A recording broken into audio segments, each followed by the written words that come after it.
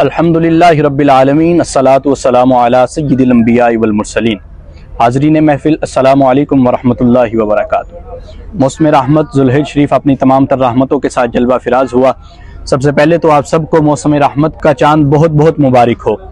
ہمارے ساتھ آج موجود ہیں مولانا قمر فرید مرتضائی صاحب۔ السلام علیکم ورحمۃ اللہ وبرکاتہ۔ وعلیکم السلام ورحمۃ اللہ وبرکاتہ۔ حضرت آپ کیسے ہیں؟ مزاج کیسے ہیں آپ؟ الحمدللہ احمد بھائی، آپ سنائیں، آپ خیریت سے ہیں؟ جی الحمدللہ۔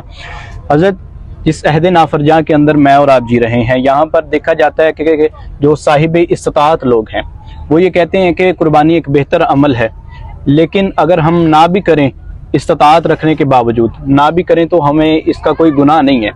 تو یہ بتائیے گا اس حوالہ سے کہ شریعت ہمیں کیا کہتی ہے؟ دیکھیں جی، سب سے پہلے تو جو صاحب استطاعت ہے، جو صاحب نصاب ہے، اس پر قربانی کرنا واجب ہے۔ بالکل۔ اور سنن ابن ماجہ شریف کی حدیث مبارکہ ہے کہ حضور علیہ الصلوۃ والسلام نے ارشاد فرمایا کہ جو قربانی کرنے کی استطاعت رکھتا ہو، اس کے باوجود وہ قربانی نہ کرے تو وہ پھر ہماری عیدگاہ کے قریب نہ آئے۔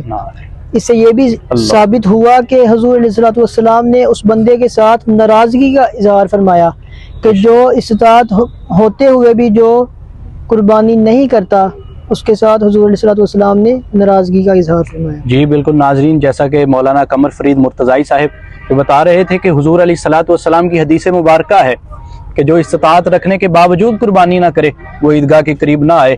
تو چاہے آپ کے پاس استطاعت ہے اور آپ یہ کہہ رہے ہیں کہ ہم نہ بھی کریں تو اس پر کوئی گناہ نہیں ہے، تو حضور علیہ الصلوۃ والسلام نے اس پر ناراضگی کا اظہار کیا ہے، تو پھر وہ اپنا جائزہ خود لے سکتے ہیں۔ دیکھیے حضرت، آج کچھ لوگ یہ سوال کرتے ہیں، بلکہ یہ سوال کرنا تو نہیں چاہیے، لیکن پھر بھی کچھ لوگ ایسے فسادی لوگ ہوتے ہیں جو یہ سوال کرتے ہیں کہ لاکھوں کی تعداد میں جانوروں کو قربان کیا جاتا ہے، ان پر چھریاں چلائی جاتی ہیں، خون بہایا جاتا ہے، تو یہ جانور پر ظلم نہیں ہے؟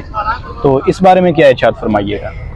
دیکھیے احمد بھائی، جو لوگ ایسی باتیں کرتے ہیں وہ سائنسی طریقہ کار کو سامنے رکھتے ہیں، اور ایسے لوگ جو ہیں وہ روشن خیال لوگ ہوتے ہیں۔ بالکل ایسے ہی، جیسا کہ ایک چھوٹی سی مثال آپ کو دیتا ہوں میں، کہ انہی لوگوں نے گھر میں پالتو بلیاں رکھی ہوتی ہیں، اس کو کافی مقدار میں روزانہ کو وہ چکن ڈالتے ہیں، وہ بھی تو پھر وہ ظلم ہی ہوا جو جاندار چیز کا اس کو چکن ڈالتے ہیں۔ جی ضرور۔ اور اسی طرح وہ پلانٹس ہیں، پھل ہیں، پودے ہیں، وہ استعمال کرتے ہیں، سبزیاں کھاتے ہیں وہ، تو وہ پھر نہ استعمال کریں، وہ نہ کھائیں، وہ بھی تو پھر وہ ظلم ہی ہے اس پہ۔